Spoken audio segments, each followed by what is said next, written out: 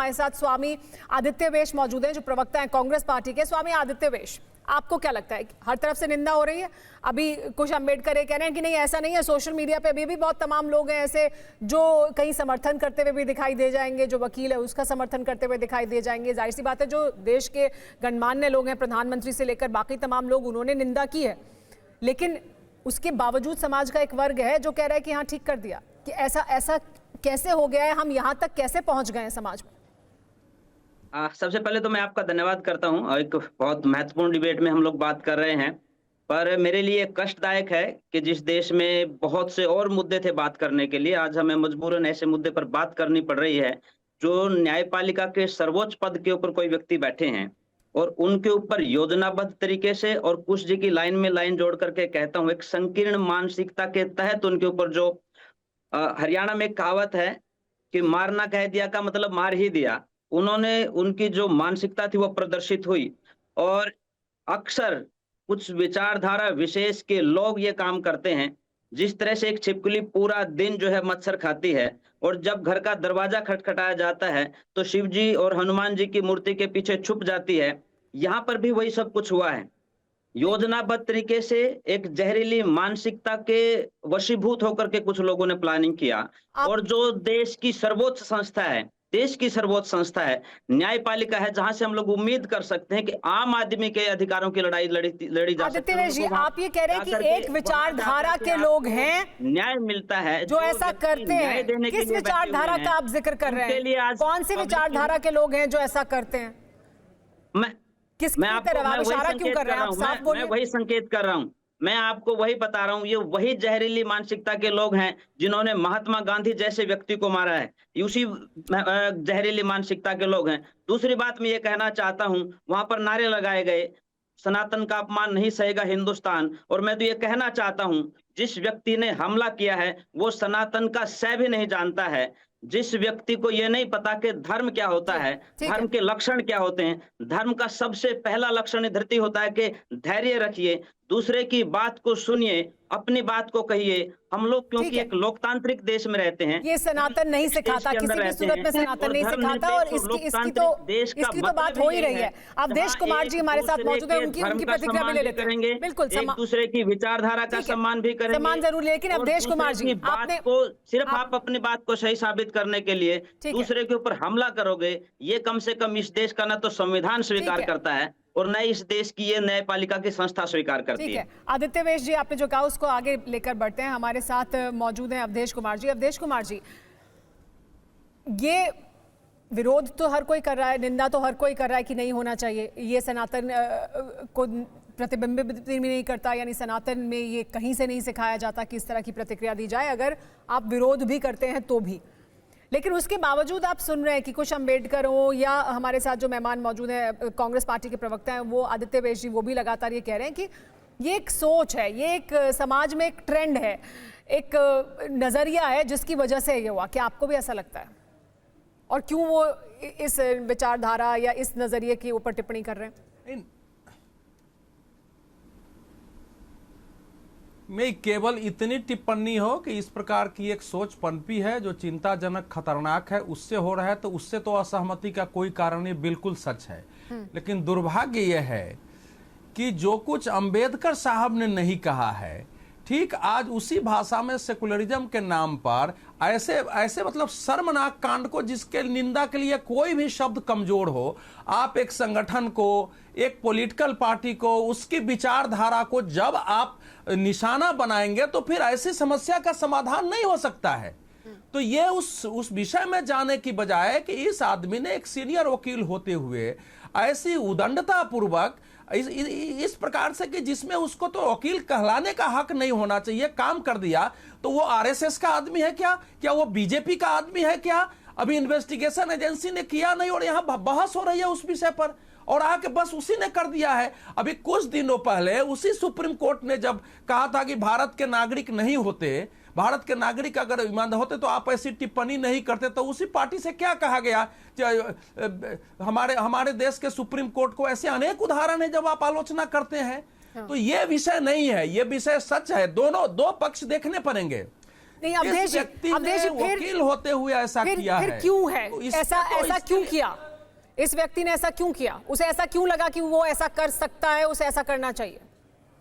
देखिए, ये ऐसा है कि ये अगर हम सब इस देश में अगर इतने ही सकारात्मकता, शांति हो जाए तो इस देश में कहीं मारपीट भी नहीं हो। तो समाज में इस प्रकार के मानसिक रोगी होते हैं, उन मानसिक रोगी का इलाज यह है ये कि हम इस प्रकार से हो के खड़े हो, इसकी निंदा करें कि दूसरा ऐसा न करे। लेकिन वो स्थिति नहीं है। आप कॉज को देखने की बजाय अगर आप कहीं और निशाना लगाएंगे तो उसका फिर रिएक्शन होगा। ठीक है, सुप्रीम कोर्ट यानी आपके मुताबिक एक व्यक्ति और उसकी सोच तक ही इसको सीमित रखकर देखना चाहिए कि एक व्यक्ति है, उसने ऐसा काम किया, उसकी उतनी संकीर्ण सोच है और उसने ये किया है, उसको और ज्यादा उसका दायरा बढ़ाने की जरूरत नहीं है या वहां तक ले जाने की जरूरत नहीं है। हमारे साथ दिनेश वार्ष्णेय जी भी मौजूद हैं। प्रोफेसर दिनेश वार्ष्णेय, आपको भी ऐसा लगता है कि एक व्यक्ति है, उसने ऐसा किया? बहुत से समाज में लोग होते हैं जो इस तरह की हरकत करते हैं, जो जिसकी हर तरफ से निंदा होती है, जिसके बारे में हर तरफ से कहा जाता है कि ये नहीं किया जाना चाहिए और कहा भी जा रहा है। उसको उससे ज्यादा बड़ा कर देखने की जरूरत नहीं है, क्या ऐसा है? नहीं सुमेरा जी, इस वाक्य को अलगाववादी तरीके से देखना ठीक नहीं होगा। ये देखना होगा कि जिस इतने 71 साल के उम्र के इस बड़े वकील ने, जो काफी लंबा एक्सपीरियंस है उसका वकालत का, जो हमला किया और जो उसकी सोच और जो इंटरव्यू में उसकी सोच आ रही है, इसका बीज जो बोया है वो निश्चित तौर पे बीजेपी आरएसएस ने इस देश में बोया है जब से उसने राम जन्मभूमि का आंदोलन शुरू किया। इस बात को तो हम मानते हैं और ये तय है कि जो कहीं पर भी कोई क्राइम होता है, आप उस क्रिमिनल की होएगा गलत बबूल। मैं चारूं बस इनको अपनी बात पूरी करने दें, फिर मैं आपको प्रतिक्रिया का इस पर मौका दूंगी। मैं उसके बाद चारू सीधे आपके पास आऊंगा जी। और आरएसएस, मैं किसी के बीच में नहीं बोला, प्लीज जी जी, बिल्कुल बिल्कुल, बोलिए, अपनी बात पूरी करिए। जो जब आप बबूल को गलत जगह बोएंगे अपने घर में तो वो आपकी बाउंड्री तोड़ेगा, और अब इनकी बाउंड्रियां टूट रही हैं तो अब ये घबरा रहे हैं, इसको अलगाववादी तरीके से देखने की कोशिश कर रहे हैं। निंदनीय यही नहीं है, निंदनीय वो भी आप मुझे बताइए, बरेली में जो अभी हुआ है उस पर योगी जी इनका जो चीफ मिनिस्टर, उसकी क्या भाषा है, डेंटिंग पेंटिंग कर देंगे, पुछते याद रखेंगी, वो चीफ मिनिस्टर है क्या है? जैसे गली में बच्चे लड़ते हैं आपस में कंचे पे या लट्टू पे या बॉल पे, वैसे बोलते हैं वो। ये कोई तरीका है? ठीक है, आपके मुताबिक इसे अलग कर नहीं देखा जा सकता या एक अकेले मामले की तरह नहीं देखा जाना चाहिए? ठीक है, चारू प्रज्ञा जी हाँ, चारू प्रज्ञा, आप जवाब दें। तीनों पॉइंट बोलने दीजिएगा बिल्कुल तीनों पॉइंट। बिल्कुल। सबसे पहली बात, दिनेश जी बहुत सीनियर इंसान है, लेकिन अगर बरेली का इंसिडेंट को यहाँ पर कोट करेंगे तो मैंने याद दिला दूं, बरेली में पुलिस के ऊपर आक्रमण हुआ था। अगर आप उसको जस्टिफाई करने का 1% भी तरीका ढूंढ रहे हैं ना, तो आप बहुत गलत काम कर रहे हैं। तो बरेली से किसी बात की तुलना मत करिए। दूसरी बात ऐसी है, सनातन को शील्ड बनाकर कोई भी इंसान बदतमीजी करता है, हम उसको जस्टिफाई कर रहे हैं। दिनेश वार्ष्णेय जी सुन लेते हैं, दिनेश वार्ष्णेय जी सुन लेते हैं। चारू प्रज्ञा बहुत देर से सबकी बात सुन रही थी, मैंने उन्हें रोका जब आप बोल रहे थे, अब वो बोल रही हैं तो आप ना बोलें, एक एक करके बात करेंगे तब समझ में आएगी बात। जी चारू। दूसरी बात ऐसी है, हमारे देश की परंपरा ऐसी है, जब परशुराम जी को भी क्रोध आता है ना, तो उस क्रोध को तपस्या में बदल देते हैं। अर्जुन को भी जब युद्ध करने जाना होता है ना, वो भी कृष्ण से ज्ञान लेते हैं। तो आप यहाँ पर सनातन को शील्ड ना बनाइए। दिनेश जी को मैं स्पेसिफिकली एक बात बोलना चाहती हूँ, दुनिया में बहुत क्राइम होता है, सनातन बताइए ना, सनातन है क्या? क्या रेफरेंसेस हैं, क्या क्रेडिबल रेफरेंसेस हैं इसके? यही तो हिस्टोरिकली आप गलत कर रहे हो, पूरे इतिहास को गलत कर रहे हो आप। सांप्रदायिक ढंग से इतिहास को पढ़ाना चाहते हो, सांप्रदायिक ढंग से जनता को भी बेवकूफ बना रहे हो, जिससे लोगों का काम गरीबी, महंगाई, बेरोजगारी पे ना जाए, वोट चोरी पे ना जाए। चारू प्रज्ञा को जवाब तो देने दीजिए, आप बोलिएगा ना, आप बोलिएगा, आप उनकी सुन तो लीजिए पहले, चारू प्रज्ञा को बोल तो लेने दीजिए। जी चारू। देखिए, आपकी ये सोच बन चुकी है, क्योंकि आपको ये लगता है कि किसी भी क्राइम को कहीं ना कहीं से बीजेपी आरएसएस से जोड़ दो।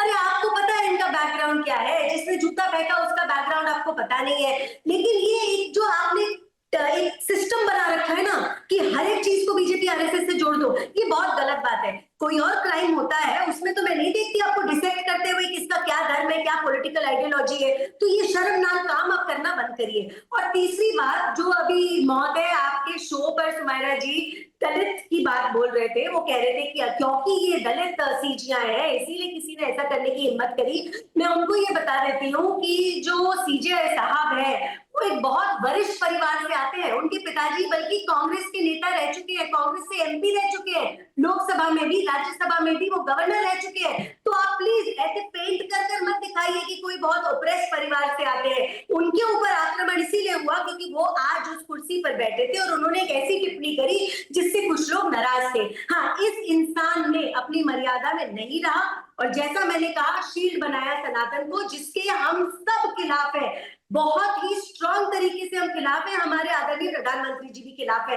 लेकिन यहाँ पर किसी का धर्म जोड़ना, जाति जोड़ना, वो किस समाज से आते हैं उस बात को जोड़ना, या फिर उस जूते फेंकने वाले को बीजेपी और आरएसएस से जोड़ने का जो भी काम कर रहे हैं, आप एक ऐसे इंसिडेंट को पॉलिटिसाइज कर रहे हैं जिसकी हमको एक आवाज में निंदा करनी चाहिए थी और पूर्ण विराम लगा देना चाहिए। क्या एक आवाज में, क्या कुछ अम्बेडकर एक आवाज में निंदा होनी चाहिए? चारू प्रज्ञा कह रही है वो तो निंदा कर रहे हैं, लेकिन आप इसमें बहुत सारे और इज्म्स ढूंढ रहे हैं। देखिए मैं यहाँ पर सर आपके पास भी चलिए, अच्छा चलिए बोलिए, पहले दिनेश वाशना जी की सुन लेते हैं बात, फिर मैं कुछ आपके पास मेरा जी जो अभी चारू बोली हैं, हाँ। वो वही बोली है जो मैंने कहा है कि ये डायरेक्टली इनडायरेक्टली आते वही है अटैक वाली पॉलिटिक्स पे, आते वही है जो फांसीवादी प्रवृत्तियां हैं, आते वही है जो मिथ्या को ये फैला रहे हैं, आते वही है जो सांप्रदायिकता ये फैला रहे हैं, और ये वकील साहब भी उसी का नतीजा है। चारू, इसी बात को तो मैं नकार रही थी। सनातन को लेकर देश में जो राजनीति हो रही है, दिनेश वाशना तो सीधे तौर पर ये कह रहे हैं कि देश में सनातन को लेकर राजनीति हो रही है और उसकी वजह से इस तरह की घटना हुई है। गलत बोल रहे हैं ना, ये यही तो मैं कह रही हूँ। जब भी कोई क्राइम होता है आप जाके किसी और क्रिमिनल का धर्म जाति पूछते हो क्या? क्यों अगर सनातन की बात आ जाती है तो हर तरह की चारू आप एक लेखक भी इसको दार्शनिक ढंग से देखिए, चारू आप एक लेखक भी हैं, इसको दार्शनिक, प्लीज एक मिनट सुन लीजिए, आप एक लेखक भी हैं चारू, इसको दार्शनिक ढंग से देखिए। आप कहते हैं कि चाहे वो कोई भगवान हो, चाहे कोई धर्म हो, चाहे वो कोई, सनातन पर आक्रमण हमने पैदा किया है, इनमें आई कमियों को हम ही दूर करेंगे, इंसान ही दूर करेंगे।